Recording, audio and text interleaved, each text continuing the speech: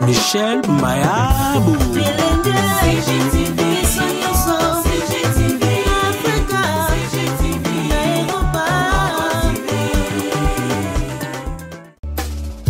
Nzoto pekisi miso elingaki nanu komona yo emona yo lisusu.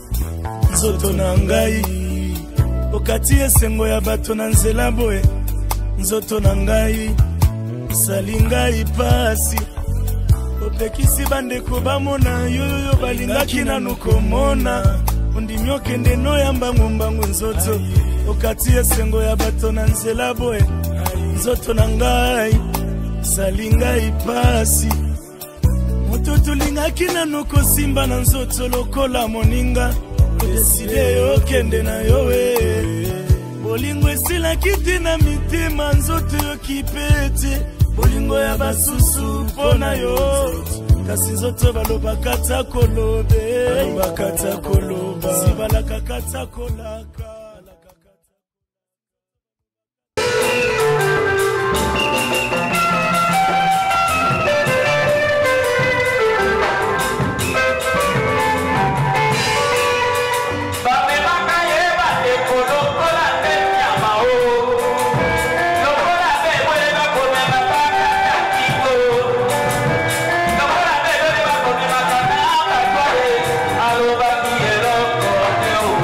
Aquí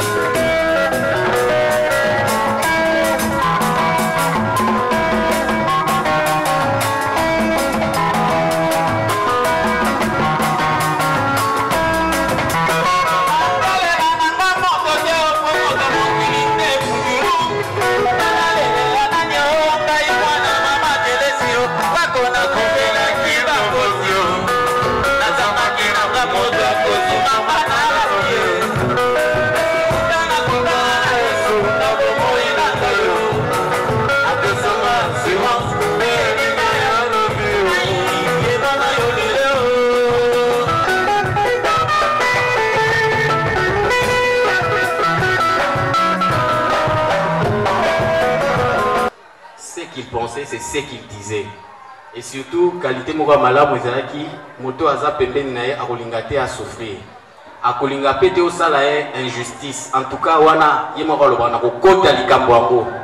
Elle ne voulait jamais de l'injustice.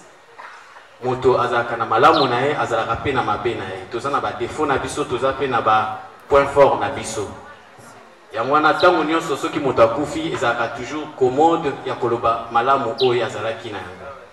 Bolamu oyo asalaki, malamu oyo asalaki, libota mobimba toyebi yango, ba mingi ba bénéficier na nzela na ye. Bolamu wana eza koganga, yango bomoni biso nyonso lelo, kaka ngai nde naza na pembe te, tous nous sommes habillés en blanc pour dire que nous te souhaitons vraiment un chemin agréable et que le ciel t'accueille. Yango nde posa na biso nyonso. Et kosala nini tokangela moninga kanda. Je suis porteur d'un message. Yande Konabiso Lorraine. Na début à mois de janvier, awa aibaki na kosala message vocal moko.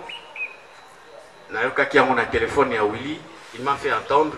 Je résume pour ne pas tout vous dire ça, mais nazo résumer kaka na muke alobaki boye. Willy, je demande pardon à tous ceux à qui j'ai causé du tort. Tous ceux de ma famille et tous ceux qui je ne connais pas, les amis, je demande pardon. Et je pardonne aussi à ceux-là qui m'ont causé du tort. Que je le connaisse ou que je ne le connaisse pas. Les messages est resté dans les téléphones de Willy. Il fallait qu'il propage ça. Bon, lui aussi était emporté par le travail ainsi que tout. Cela n'a pas été fait. Qui n'a pas saisi nos messages, Johanna. C'est comme si elle sentait déjà la mort près. La mort s'approchait, c'est la raison pour laquelle elle a fait ces messages-là. Pour être nzela nae ezala polele. Toyebi Lorraine Benga Zalaki, toyebi ba parole nae ko abandai kobimisa. Une femme forte, battante, abinga na banga ka mutute na respectaka nde bato. Abandai ko banga te ata papa aboti azaki ko banga te abi papa je te respecte. D'heureuse mémoire, le loye peut accueillir. Elle avait sa façon de vivre. Elle était d'une autre race. Nous avons perdu vraiment un élément au sein de la famille Ikele, Ikolo, Botoko, Petembeni. De perdre vraiment un membre important. Oyo asalaki mingi pepo na bandeko misusu o bazali a. Nanzela ya banzembo bandeko de Bungombe bazo sala. Libota basenga qui était to meka kosala moi culte moko même il y a 10-20 minutes. Le temps qu'on a basili ça ceux qui mis en terre et salami bongo to meka kosala moi culte moko awa pendant 10 ou 20 minutes. Après il y aura le mot de la famille et puis mot de circonstance pour être to quoi continuer mayanga na biso. Je vous remercie.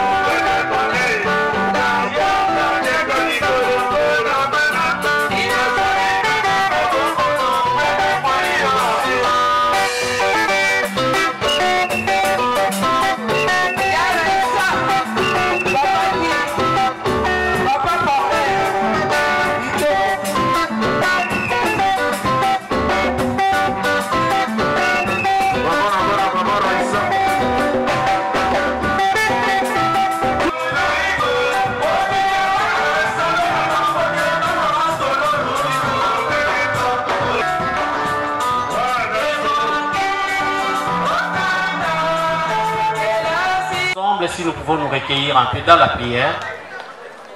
Nous pouvons nous recueillir dans la prière.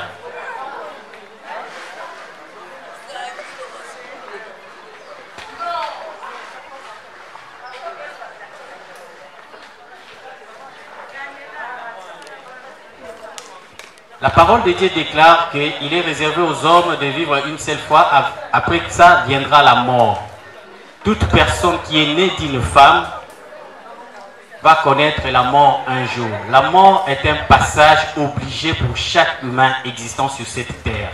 Aucune personne ne restera pierre ici, nous tous nous passerons. Aujourd'hui, c'était le tour de notre sœur qui est partie. Alors, nous qui sommes vivants, nous ne pouvons que dire gloire au Seigneur, car il a permis. Rien ne peut nous arriver sans que lui puisse le permettre. Est-ce que nous pouvons dire un mot? Nous pouvons dire, adresser des prières à notre Dieu. Prions le Seigneur. Sœur, nous sommes reconnaissants de tes bienfaits. Nous sommes là pour te dire que ton nom soit glorifié, car c'est toi qui as permis aujourd'hui que nous puissions perdre un membre de la famille qui est notre sœur Lorraine. Nous sommes reconnaissants de tes bienfaits. Chaque jour, toi, tu nous fais toujours du bien. Oui, tes bontés ne sont pas toujours positives. Des fois, ça vient aussi dans le sens négatif, mais pour que tu puisses tirer gloire. Aujourd'hui, nous avons obtenu quelque chose qui nous fait mal au cœur, mais nous ne pouvons rien faire. Nous ne pouvons pas te reprocher, car c'est toi qui es le maître des temps et des circonstances. Laisse que la gloire, l'honneur vous revienne, notre Dieu, notre Seigneur, au nom puissant de Jésus. Amen. Et je vais appeler notre maman Josélie, elle est là. S'il a quelque chose à dire, chacun de nous a vécu des moments vraiment d'intimité avec notre regrettée sœur, mais il y a des particularités. Ceux qui ont vécu vraiment des moments particuliers, ils aimeraient quand même témoigner, dire un mot. Corneille. Bonjour. J'ai eu la chance que mon père me présentait à tous ses enfants. Donc, avant que Lorraine arrive chez nous, papa me parlait déjà que j'avais une sœur qui était à Mbujima, si je ne me trompe pas. Elle était juste avant moi. Je n'avais même pas 12 ans, je connaissais déjà Lorraine. Lorraine est arrivée à Brazzaville, je crois que j'avais 14 ans. Et on est resté à deux comme grands frères dans la maison, parce que tous les autres étaient à l'internat, à Congo et ailleurs. Donc on l'appelait Jomo la grande et moi c'était Corneille le grand. Donc c'était moi qui s'occupais plus des garçons et Lorraine des filles. On a partagé tous des moments tellement durs. En fait, j'ai même pas beaucoup de choses à dire parce que elle me manque. Et beaucoup de gens n'ont pas compris en fait. Peut-être moi aussi au début je n'avais pas compris. Lorraine c'était une personne qui voulait simplement réunir ses frères et sœurs. Et beaucoup de gens n'ont jamais compris. Et jusqu'aujourd'hui, les gens ne la comprennent pas. Je suis désolé de le dire. Elle avait sa franchise. Elle disait ce qu'elle pensait. Mais elle ne le disait pas pour faire mal. Elle disait pour réveiller la conscience des autres frères qui ne comprenaient pas les choses. C'était peut-être brutal, sa façon de le dire, mais elle le disait. Ok? Aujourd'hui, je crois que j'ai commencé sa vie Icolo avec elle. Et je la termine avec elle parce que il n'y a même pas 6 mois, j'habitais chez elle pendant 1 an. Quand je suis revenu après le Covid, elle m'a demandé de venir habiter avec elle. On habitait en ville pendant 1 an. Et j'ai appris à la connaître. Encore mieux qu'avant. Ça veut dire que je suis un garçon, un homme, aujourd'hui. Je sors. Mais à chaque fois que je revenais à la maison, il y avait toujours mon plat qui m'attendait sur la table. Je ne crois pas que pendant 1 an, tout le monde peut le faire, mais elle le faisait. Donc voilà.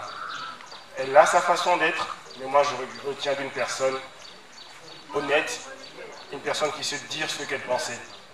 Elle n'avait pas peur de personne, elle n'avait pas les mots. Elle ne mentait pas en fait. Donc voilà. Donc je demanderai qu'on passe quelques messages qu'elle m'a envoyés avant Noël et après Noël, que tout le monde écoute. Cette personne que tout le monde critiquait, cette personne que tout le monde croyait qu'elle était si mauvaise que ça, je crois que beaucoup de gens sont trompés sur elle. Si on peut passer ça, s'il vous plaît. Bonjour Corneille, oui. Donc, ce sous-traitement-là, donc, ils sont en train de bombarder le fameux champignon noir. Mais c'est un truc coriace. Hein. C'est un truc coriace. Donc, ma durée d'hospitalisation ici, je ne sais pas encore. J'ai reçu le message de Willy. C'est très, très, très gentil que tout le monde puisse me soutenir dans cette épreuve aussi difficile. Que Dieu vous bénisse tous. Hein. Même si on se dispute, mais nous sommes le même son. Alors, la maladie, c'est le diable, comme lui le dit, que tout ce qui était mordu par le mauvais serpent, on avait demandé à Moïse de mettre un autre serpent que tout le monde regarde pour qu'il puisse être guéri. Et ce serpent, ça représente le Christ, comme moi, comme vous tous. Regardez un peu le Christ et demandez-lui de me faire grâce, de pardonner tous mes péchés, d'avoir pitié de moi et de me guérir. C'est tout ce que je demande. Tu peux aussi transférer ce message à Willy. Merci beaucoup, Frangin. Et Dieu te bénisse aussi. Mettez-moi seulement dans la prière. Je pense que Dieu est déjà en train d'agir parce que la maladie s'est cachée longtemps. Mais comme elle est découverte, ça veut dire que, comme Dieu dit, là où les ténèbres ne peuvent régner, où il y a la lumière. Alors cette lumière est entrée et c'est ce qui est en train de se faire maintenant. En tout cas, merci, bien des bonnes choses à vous tous. Bisous, bisous et joyeux Noël. Oui, Corneille, bonsoir. Merci en tout cas pour tous ces messages adorables. Ça me fait beaucoup de bien. Maintenant, je sens que quand l'un de nous n'est pas bien, tout le monde montre, comme tu le dis, tu peux faire, tu l'as dit à Paul, à déclarer aux gens ce que tu penses au lieu de tout garder en toi. C'est vrai, moi je vous ai toujours tous aimés de tout mon cœur, mais parfois un peu blessé, peut-être par l'incompréhension. Mais nous sommes la même personne, donc voilà quoi. Et que Dieu nous protège tous, que nous restons tous dans l'amour. Voilà. Willy, merci beaucoup pour cette grande prière. Tu vois, Dieu parle tantôt d'une manière, tantôt d'une autre. Ce psaume que tu viens de prier pour moi maintenant, c'est le psaume qu'on m'a apporté par les sœurs qui passaient à l'hôpital où j'étais avant Erasme. Elle m'a donné le jour où on partait m'opérer le sinus. C'était 10 minutes avant d'aller à l'opération qu'elle est venue. Elle a dit, je viens pour t'apporter la parole, mais je vois déjà qu'ils sont déjà en train de te prendre pour aller dans la stade. J'ai dit oui, mais c'est quand même la prière pour moi. Je lui ai demandé de nous accorder 5 minutes. Et elle a fait le psaume 23. Et puis, elle avait la communion qu'elle m'a donnée, j'ai communié. Et pendant qu'ils allaient dans la salle d'op, j'ai dit, pour moi, c'est l'ombre de la mort. Mais toi, seul Dieu, c'est toi qui m'as donné la vie. C'est toi qui as permis que cette maladie m'atteigne. Mais ça ne vient pas de toi. Mais pour glorifier ta gloire. Parce que je sais que je ne vais pas mourir. Tu vas me sortir de là. Mais je me laisse 100% dans tes mains. Et voilà. Je dis merci, amen, amen, à cette grande prière que tu as faite pour moi. Continuez à prier pour moi. Je sais que toutes vos énergies sont canalisées vers moi. D'ailleurs, je le sens parce que je me sens déjà de l'intérieur beaucoup plus forte. Il n'y a pas plus fort que de se sentir aimé par son son, par ses membres de famille. Parce que là, j'ai senti que vous sont aussi blessés parce qu'une de vous est blessée. Donc voilà. En tout cas, beaucoup de merci à vous tous. Gros bisous à tout le monde. Je vous aime. Merci. Bien-aimée de Tovandiawa, Lorraine n'était pas vraiment ma soeur. Elle était plus que ma soeur. À niveau de la Lorraine, nous pouvons définir en moté. C'était que Dieu qui devrait un jour nous définir cet amour-là. Parce que Lorraine n'a bien à 80, dans la haute mouvement qui vous là, que quelques temps. Après, j'ai qui sont de Brazzaville, Bujumbura. Dieu a fait grâce que papa va amener notre grande sœur à Bujumbura comme secrétaire particulier. Et c'est fait que Dieu m'a appelé à Bujumbura. Arrivé à Bujumbura, tous les qui sont Bana. Mais parmi Bana, Baboulmanding Koutanaka, tous les qui sont Lorraine, Pouilly, et mon défunt frère, Joté Bernard, qui sont nos représentants. Malgré qu'il y avait beaucoup de filles, Lorraine allait toujours dans le bus. Des fois même, Toko va dans la chambre où il vient, le dit non, je dors avec nous, vous êtes mes frères. Par toute bande Kokende. Vous allez toujours dans Lorraine. Bref, mission n'a pas précis dans Bujumbura Bazongi. Dans la Tikali, Tamonaye, mais Kokoutaye déjà marié dans la Papua. Et c'est ça l'histoire de Kinshasa. Et puis, bon, on a vu ça à Beaumont, il y a frères et sœurs, et qu'on continue. Ceux qui parlent encore le bako, aider Moutou, dans le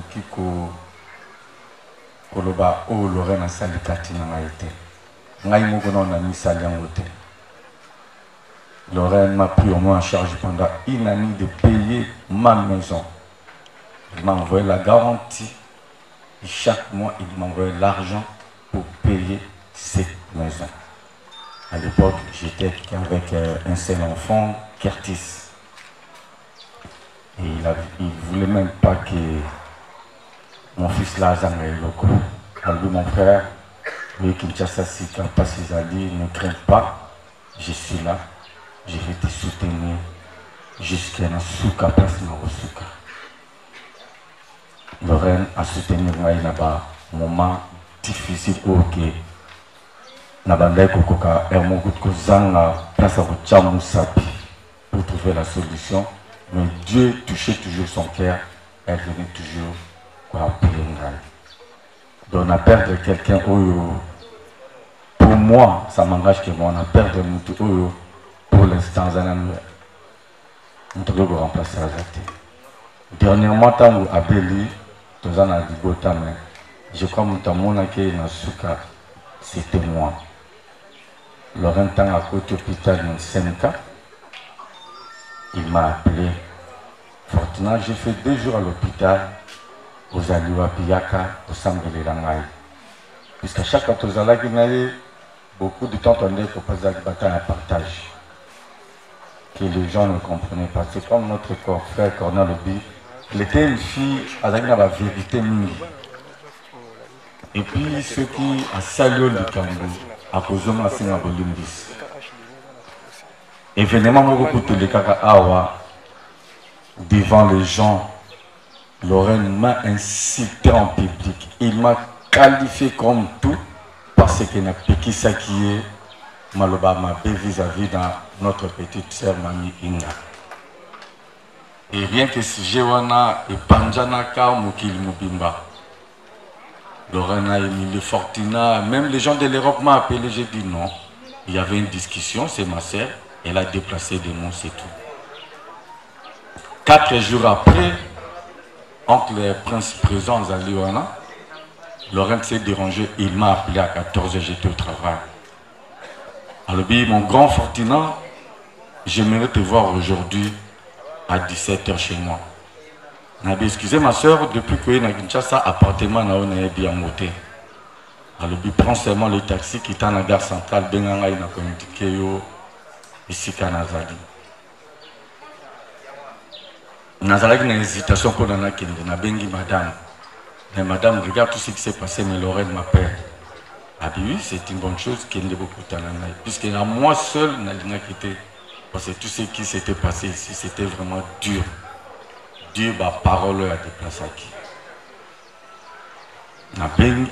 Comme la gare centrale à Bengue, à Bimi, avec Ozangaï, de côté. Or, elle avait tout préparé. Biloko Ponangaï.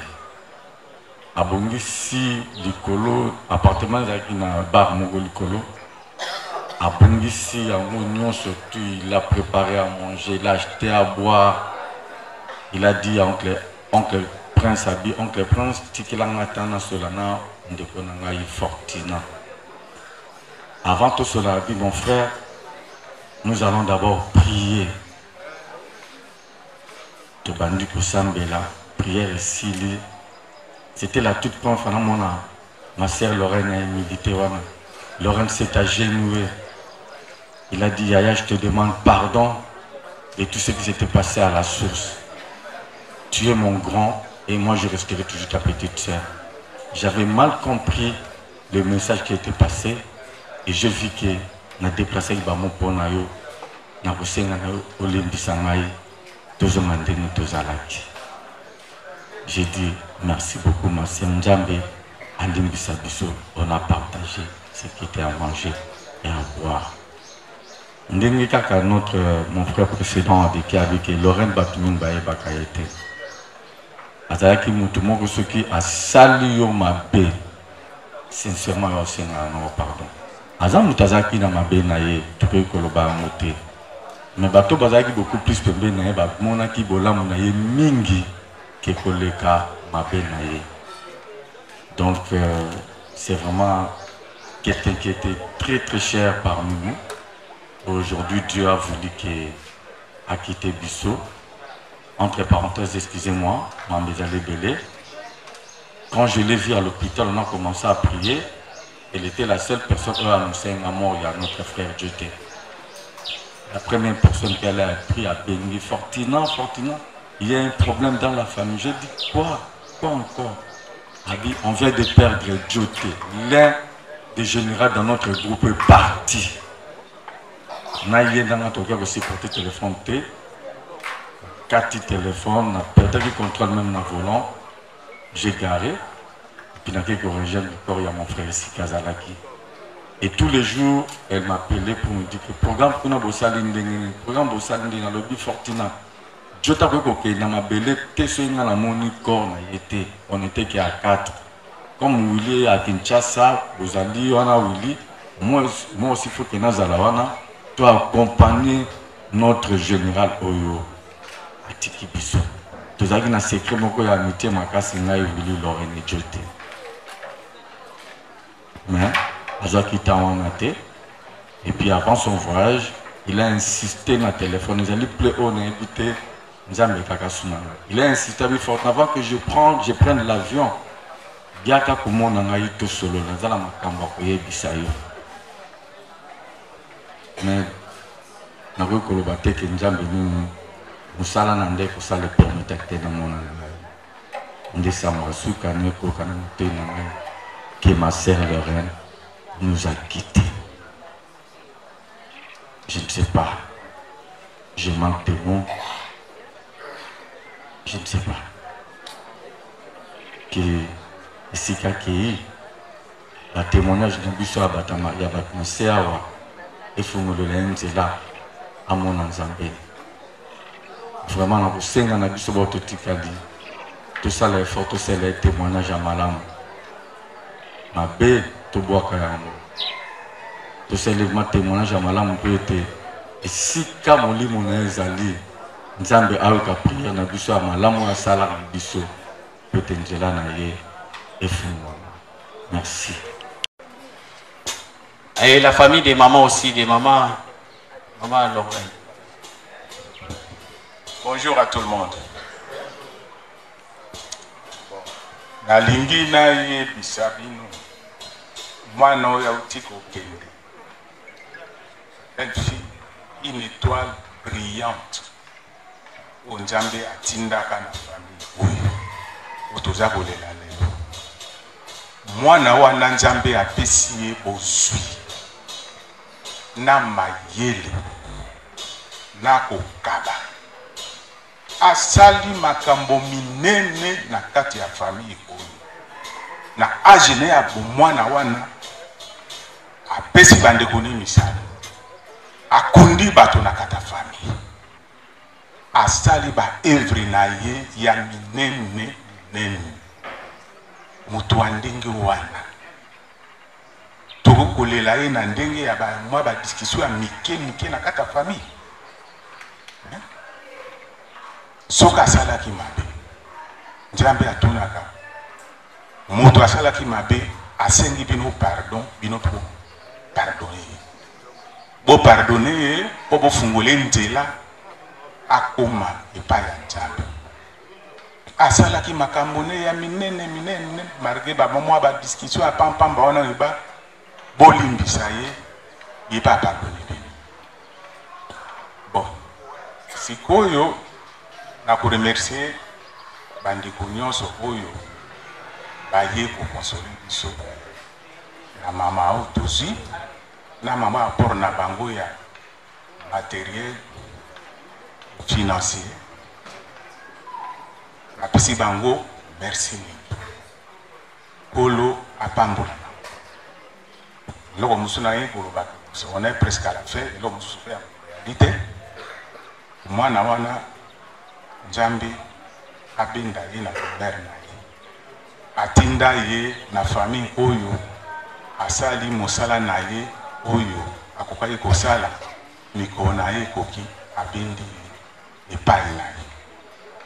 Que son âme repose en paix. Je n'avais pas tellement prévu de m'exprimer. Je pense que pour ceux qui ne savent pas, bon, moi je suis le frère aîné de Lorraine. Bon, tout ce que je peux dire, c'est que pendant de très nombreuses années, en fait, Lorraine pour moi c'était même plus que ma propre sœur. C'était en même temps une confidente, une amie. Donc, avant qu'elle achète son appartement en ville, toutes les fois qu'elle venait à Kinshasa, c'est chez moi qu'elle habitait. Donc, c'est pour dire un peu, il y avait un degré de complicité. Voilà, donc, ce que je retiendrai, en fait, c'est sa disponibilité, et je crois qu'au sein de notre famille, je crois qu'elle a pratiquement aidé tout le monde. Il n'y a personne qui viendra dire que voilà, moi je n'ai pas bénéficié de telle ou telle chose de Lorraine. Non, elle a aidé tout le monde. Bon, évidemment, vers la fin de sa vie, bon, il y avait quelques petits soucis, des petits conflits, mais je pense que le plus important, c'est ce que nous venions d'entendre là, c'est qu'en fait, le pardon, donc je crois que ce soit à son niveau ou même à mon niveau, en tout cas le pardon est là, c'est pour ça que nous sommes là présents. Voilà un peu, donc je n'ai pas plus que ça à dire, bon, simplement prier que son esprit soit en paix. Tout ce que nous pouvons demander. Voilà. Oui, nous sommes presque à la fin de notre programme, mais je voulais partager avec vous qu'on a beaucoup de disputes. Oui, ça c'est notre famille. Chacun de nous a aussi une famille. Nous venons tous d'une famille. Nous avons toutes une source. Chaque famille a ses problèmes, a ses réalités. Mais je voulais partager quelque chose. Dans Matthieu chapitre 5, 14 à 15, il est dit ceci. Car si vous ne pardonnez pas aux gens leurs fautes, votre Père Céleste ne vous pardonnera pas non plus. Mais si vous pardonnez aux gens leurs fautes, votre Père Céleste vous pardonnera aussi vos fautes. Lolendo ango ya nini? Toko beta to longo ya nini? Nani akotika la seko na mokilio? Il y a des familles qui se sont séparées à cause d'une rumeur. Ba beta ki lisolo boy, ba yebisa kingabo. Yekuta loba kibo. Akomona. Ngana etina sena mabele. Famille kabwani. po balobaki boye po abetaki mwana na nga mbata kaka lisu moko na nga wana bete ngana ye tina mabele towelaka nini eloko nini yango towelaka na mokili oyo tokopesa nini tozoganye nini wana tozokabwana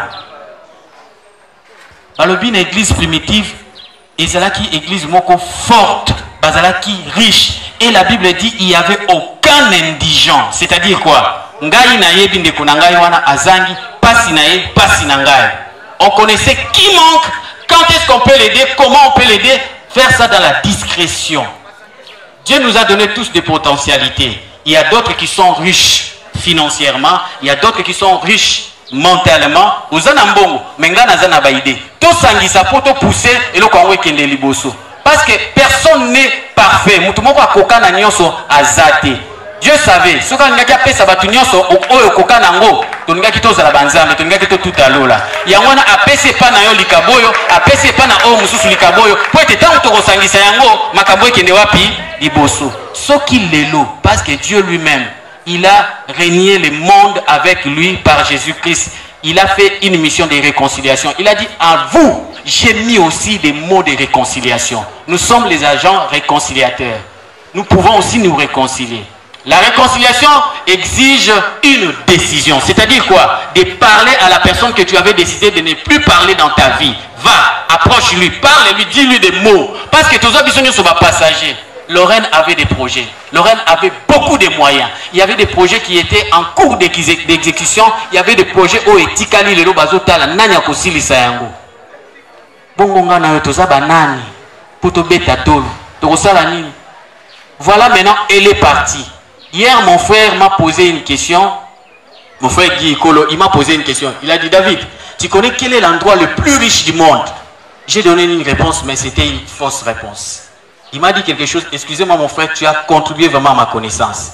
Il a dit, tu connais l'endroit le plus riche du monde? C'est les cimetières. Les gens ont des projets. Les gens ont tout. Mais c'est enterré, et cueilli, et lali.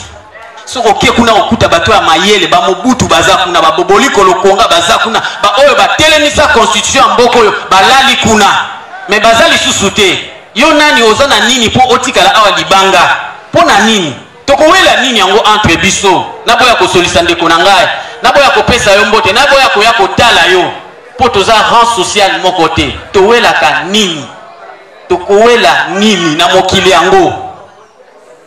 Peut-être c'est une occasion. La mort de Lorraine a ouvert une brèche pour que Ngana yo toyo Canada. Libota na yo. Et si ka oyo muto kanaka kolobisa ka ye tevi na yo mobimba. Mama. Ba oyo ba koya kilobi na matadiki bala ba la kaki yango te hein. Ba eba kite. Abima ki na tongo na moni mama moko na tongo azobima sa fille qui lui dit maman bongo lelo to kolia nini? Abiso e komi 13h yaka na wenzozo mbongo abiloko. Ayaki na 13h ango. Abina 7h ayoki sango maman akufi azalaki na ba projet oza pe na ba projet mais oza na nini po yo otika la libela si Dieu lui-même s'est humilié jusqu'à la mort biso toza banane buka mapeka ko buka ndeko buka mama buka yaya buka batelemaki badondwaki mobutu andimaka te ke akoki kokende l'aigle de Kawele andimaka te tala ba marbre wa tiki tala kaka musika te ndako bozomona ezaka moko ya bana na ye bazalaka na ebi moko mususu tozalaka il est venu rendre visite à son fils ici ba mataki na likolo na balcon on azomona on dirait ba modifier il venait ici kasi lelo est-ce que ça le susu ya bango et ça susu ya ba bongo te vanité de vanité. Vanité des vanités. Tout sopamité manabiso, tout bouka mapekanabiso. Si la mort de Lorraine peut faire que nous puissions nous réconcilier, alors faites-le. Faisons cela. Toyokana. Na solisaka ndeko na ngate na solisaye. Tolobana rate na o tolobana. Benga téléphone o azana États-Unis aza okata appel benga ye. Yoba pona likambo oyo ngai na buki mapeka ndeko na ngai. Limbisanga pona ona salaki, limbisanga pona ona lobaki, limbisanga pona ona kana na kokana yango lisusu te. Parce que toza biso nyonso ba passager. Tokangi misu to bondela. Ozongisa boyokani ya biso na papa. Lelo Yesu nazwi mokano ya kotika nyonso ya mabe. Nyonso ezopekisanga na yokana na yo.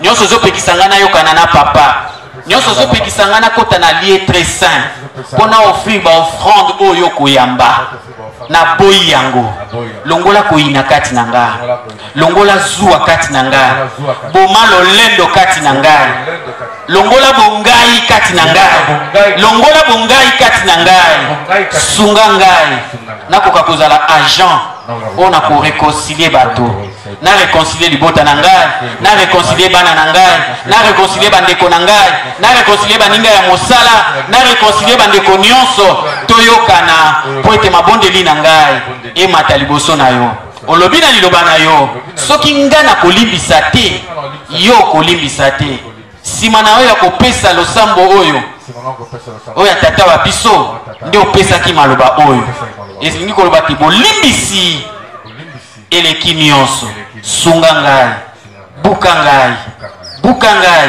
en fait que nakoka kozala agent réconciliateur natiki mpe libota na biso oyebi banani oyo bazali kosalela bango mpo ntango nyonso bokabwani ezalaka kutana na bango loboko na yo esimba mitema na bango ntango tozobondela sikoyo simba bango mona bango trace plan ya kitoko afin ke tokutana mpe tosolola nazwi mokano ya koyokana na bandeko nyonso na kombo na Yesu Kristo na kombo na Yesu Kristo amen amen.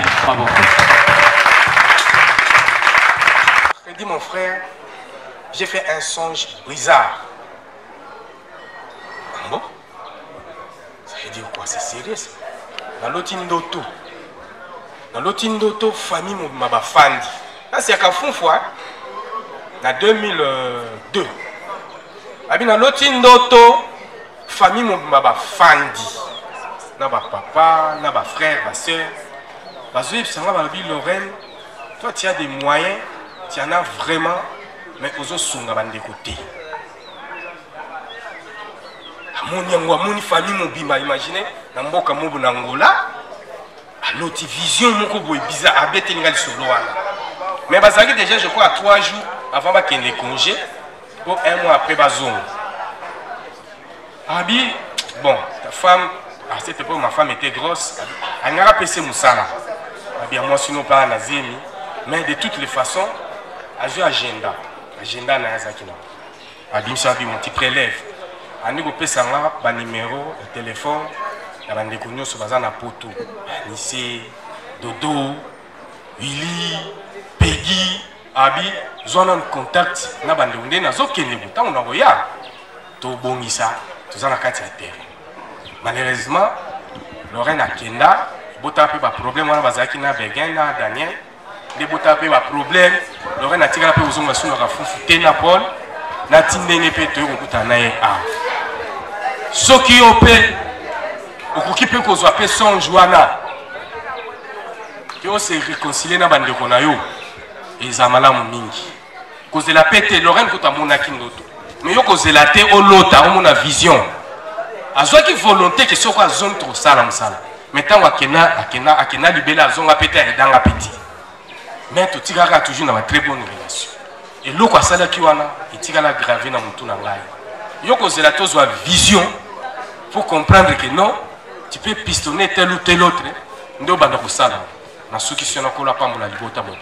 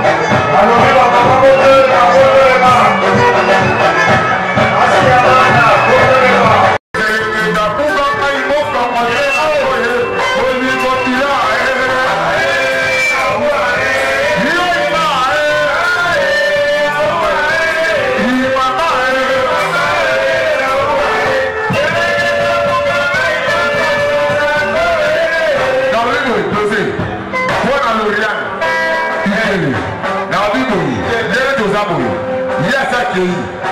Lobby na levé la joue la biso. Touche même la rose. Et excellent biso yoso. Tu as tout à tout dans la batterie ton sang à batterie. Hôtel et maman au bas du Nicolas il y a la bosse. Hey, on dit les gens on dit la débat. On dit la débat. On dit la débat. Pas Bali. Pas Bali. Pas la voiture. On dit la débat. Les Bali c'est mais on voit du gâteau. Il t'a molongo. On voit du. On est dans Djabo. Djabo. Djabo. On voit du là il y a le rien qui a ça qui est.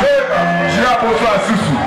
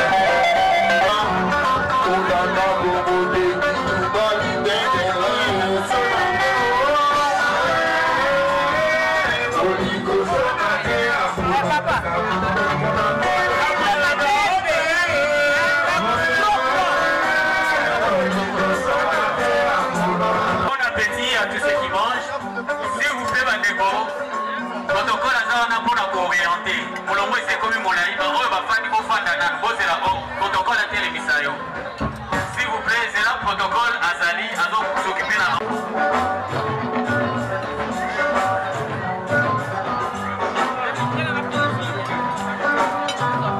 Thank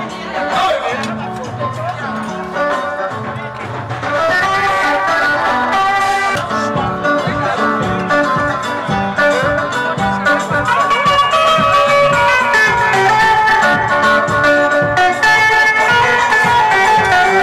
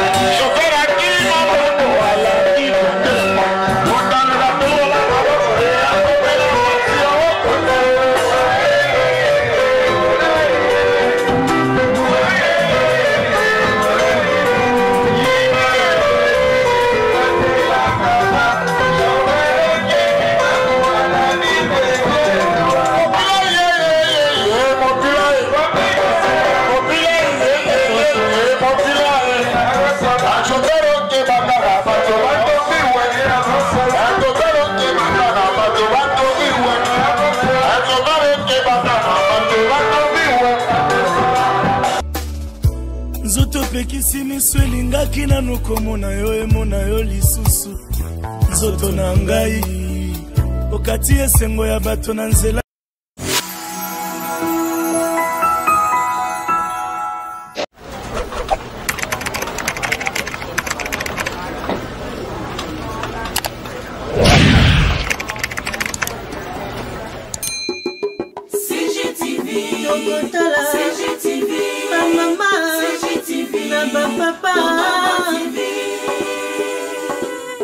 Michel Mayabou.